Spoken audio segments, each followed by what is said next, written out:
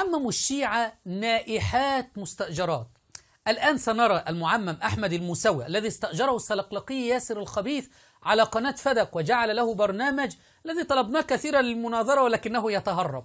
خرج هذا المعمم يضرب نفسه على وجهه، استأجره من أجل أن يكون نائحة لطامة على الشاشة لعوام الشيعة. شاهدوا ماذا يفعل على قنواتهم.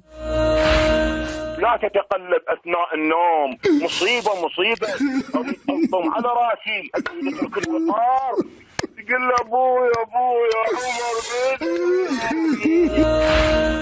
هذا النائحة المستأجرة طلبته كثيرا للمناظرة ولكنه يتهرب ويرفض، ويعلم أن مقامه فقط للضرب على الوجه، لللطم، للنياحة. يعلم أنه نائحة مستأجرة فقط ولا يستطيع أن يناظر أو أن يقبل المناظرة. يا عقلاء الشيعة، هل هذه الشعائر شعائر حسينية أم وساوس شيطانية؟